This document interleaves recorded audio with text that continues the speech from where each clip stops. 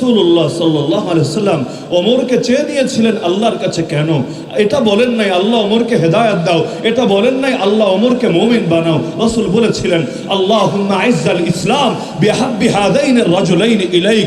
আল্লাহ এই যে দুইটা লোক, একজনের নাম আমর, আরেকজনের নাম ওমর। আমরের বাপের নাম হিশাম, ওমরের বাপের নাম খাত্তাব। আমর বিন হিশামকে ইতিহাস চেনে আবু জাহাল নামে, ওমর ইবনুল খাত্তাবকে ইতিহাস চেনে আমিরুল মুমিনিন নামে। তো দুইজনের ব্যাপারে বলেছিলেন আল্লাহ এই দুইজনের মধ্যে যে তোমার কাছে বেশি প্রিয়, তুমি তার দ্বারা ইসলামকে বিজয়ী করো, ইসলামকে শক্তিশালী করো। হেদায়েতের দোয়া করা ভিন্ন জিনিস, বিজয়ের দোয়া করা ভিন্ন জিনিস। ইসলামের প্রচার ভিন্ন জিনিস, ইসলাম প্রতিষ্ঠা ভিন্ন জিনিস। আল্লাহ রাসূল সাল্লাল্লাহু আলাইহি ওয়াসাল্লাম তো দুইটা মিশন নিয়ে এসেছিলেন।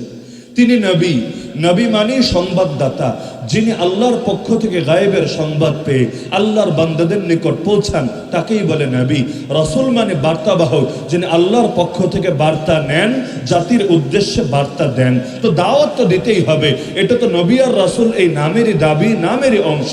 একইভাবে তাকে দুনিয়ার বুকে প্রতিটা ইঞ্চি ইঞ্চি মাটিতে দিনকে বিজয় করতে হবে, কারণ আল্লাহ নিজে বলেছেন পাক কোরআনে, রাসূলকে পাঠিয়েছে এই মিশন দিয়ে লিউযহিরাহু আলা দ্বীনি কুল্লি, তিনি এই পৃথিবীর বুকে ইসলামকে বিজয় করবেন দুনিয়ার সকল দ্বীনের উপর। সেই দ্বীন ধর্মের নামে হোক, সেই দ্বীন মতবাদের নামে হোক, সেই দ্বীন জাহেলিয়াতের শিরোনামে হোক, সেই দ্বীন কোনো নাম ছাড়াই হোক, দুনিয়ার বুকে একমাত্র দ্বীন জিন্দা থাকবে একটাই, সেটার নাম ইসলাম। ইন্না দ্বীন ইনদাল্লাহিল ইসলাম। যতদিন সেই ইসলাম দুনিয়ার বুকে জিন্দা না হবে, আল্লাহ বলে দিয়েছেন ওয়াকাতিলুহুম হাত্তা লা তাকুনা ফিতনা ওয়া ইয়াকুনা দ্বীনু কুল্লুহু লিল্লাহ।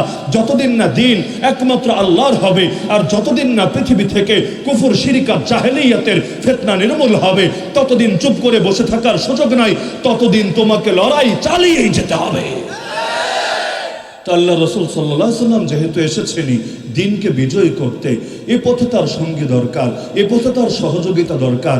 আরে মক্কার জামানায়ও তিনি তার উদ্দেশ্য গোপন রেখেছেন, বিষয়টা এমন না। অনেকের ধারণা হুজুর আমরা তো মক্কি যুগের মতো হালতে আছি, মক্কি যুগ তো মাইনকা চিপার যুগ, এই যুগে তো এত চাপাচাপি নাই, এত ঝাপাঝাপি নাই, ইসলাম এত কঠিন না, ইসলাম এত কঠোর না, মদিনার যুগের মতো যুগ পাই, ইসলামের কথা বলে উল্টে ফেলবো। আছে কিনা এমন ধারণা অনেকে? অথচ পরিস্থিতি যখন কঠিন থাকে তখনই দ্বীনের সাহায্যের বড় প্রয়োজন থাকে। বাংলায় বলে না বিপদে বন্ধুর পরিচয়। তা আমার বিপদে যদি আমার বন্ধুর পরিচয় পাওয়া যায়, ইসলামের দুর্দিনেও তো ইসলামের খাঁটি বন্ধু কারা এটার পরিচয় পাওয়া যাবে। সুদিনে লোকের অভাব পড়ে না। মদিনার ইতিহাস দেখেন না, ইহুদিরা পর্যন্ত নিজেদেরকে মুসলমান বলে পরিচয় দিতে শুরু করেছিল। ইতিহাস যাদেরকে চেনে মুনাফিক বলে, এর অধিকাংশই বাস্তবে ইহুদি ছিল। ইহুদি হয়েও মুসলিম নাম, মুসলিম ব্যানার, মুসলিম সাইনবোর্ড, মুসলিম পরিচয় ব্যবহার করেছিল। কিসের জন্য? কারণ তখন মুসলিম পরিচয় দিলেই ফ্যাসিলিটিস পাওয়া যেত, মুসলিম পরিচয় দিলেই সুবিধা পাওয়া যেত। কিন্তু মক্কার জামানা ছিল এমন জামানা, অনেক মুমিন পর্যন্ত নিজেকে মুসলিম বলে জাতির সামনে পরিচয় দিতে পারছিল না। আল্লাহর রাসূল অবস্থা দৃষ্টে অনেক মুমিনকে এই ক্ষেত্রে অনুমতিও দিচ্ছিলেন না। তো বিপদ যখন থাকে তখনই না সাহায্যে এগিয়ে আসার প্রয়োজন দেখা দেয়। সব বিপদ যদি কেটে যায় তখন বললেই কি, তখন না বললেই কি। যদি এমন হয় মাহফিল নিয়ে কোনো বাধা নাই, খাতমে নবুয়ত সম্মেলন হবে, সবাই এগিয়ে এসে ফুলের তোড়া দিয়ে বরণ করবে, কেউ বাধা দেবে না, তাহলে বুঝবেন তখন মাহফিল করারও খুব বেশি প্রয়োজন থাকবে না। কিন্তু যখন বাধা থাকবে, যখন প্রতিবন্ধকতা থাকবে, যখন পথে কাটা বিছানো হবে, তখনই দ্বীনের সাহায্যে প্রয়োজনে বুকের তাজা রক্ত ঢেলে হলেও এগিয়ে আসতেই হবে। আল্লাহ রাসূল সাল্লাল্লাহু আলাইহি ওয়াসাল্লামের সাহাবী আবু হুরায়রা রাদিয়াল্লাহু আনহু এক সময় ক্ষুধার জ্বালায় অজ্ঞান হয়ে রাস্তার পাশে বেহুশ হয়ে পড়েও থেকেছেন। লোকে দেখে ভেবেছে মৃগী রোগী। একই আবু হুরায়রা এক সময় নাক মুছতেন যে রুমাল দিয়ে গভর্নর হওয়ার পরে, সেই রুমালটাও ছিল যেন তেন রুমাল না, রেশমের তৈরি রুমাল। নিজেই নিজেকে ধিক্কার দিয়ে বলতেন, হ্যাঁ আবু হুরায়রা কি ছিলি আর কি হয়ে গেলি। আল্লাহ রাসূলের এক সাহাবী তিনি আফসোস করে বলছেন, হায় আমাদের মধ্যে মুসআব বিন উমাইর সেই সাহাবী যে শুধু দিয়েই গেল, কোরবানি সারা জীবন করেই গেল, দুনিয়ার মধ্যে কোনো কিছু বিনিময় পেল না, এর আগেই আল্লাহর বান্দা শাহাদাত বরণ করে আল্লাহর মেহমান হয়ে গেল। কিন্তু আল্লাহ তো এখন আমাদের সামনে দুনিয়া খুলে দিয়েছেন, এখন বড় ভয় হয়, না জানি এই দুনিয়ার প্রাপ্তি আমাদের আখিরাতের ফসলকে কমিয়ে দেয়। তা আল্লাহ রাসূল চেয়ে নিলেন ওমর ইবনুল খাত্তাব রাদিয়াল্লাহু আনহুকে ইসলামের শক্তির জন্য, ইসলামের বিজয়ের জন্য, কারণ ইসলামকে যে বিজয়ী করতে হবে এই কথা সদা সর্বদাই ছিল রাসূলুল্লাহ সাল্লাল্লাহু আলাইহি ওয়াসাল্লামের মন ও মস্তিষ্কে। যখন কুরাইশ নেতারা এসে অফার দিয়েছিল, আরে কিসের বিনিময়ে তুমি থামবা বলো, নারী লাগলে নারী দেব, সম্পদ লাগলে সম্পদ দেব, ক্ষমতা লাগলে ক্ষমতা দেব, আর জেনে ধরলে বলো ভালো কবিরাজ ডেকে চিকিৎসাও করাবো। আল্লাহ রাসূল স্পষ্ট বলেছিলেন, যদি ডান হাতে সূর্য এনে দাও, বাম হাতে আকাশে চাঁদ এনে রাখো, বিশ্বাস করো আমি কোনোদিনও আমার মিশন ছাড়বো না, হাত্তা ইউযহিরাহুল্লাহ আও আহলিকা দুনাহু, যতদিন না আল্লাহ তার জমিনে তার দ্বীনকে জিন্দা করেন অথবা দ্বীনের জন্য আমি মুহাম্মাদি মুর্দা হয়ে যাই। সাই বলে হয়তো শরিয়াত নয়তো শাহাদাত, হয়তো আল্লাহর জমিনে আল্লাহর শরিয়াত জিন্দা হবে অথবা শাহাদাত বরণ করে আমরা জান্নাতের সবুজ পাখি হব। যারা শাহাদাত বরণ করে তারা তো ঠকে না, আরে ঠকে তো তারা যারা শাহাদাতের এই আলোকিত পথে এগিয়ে আসে না।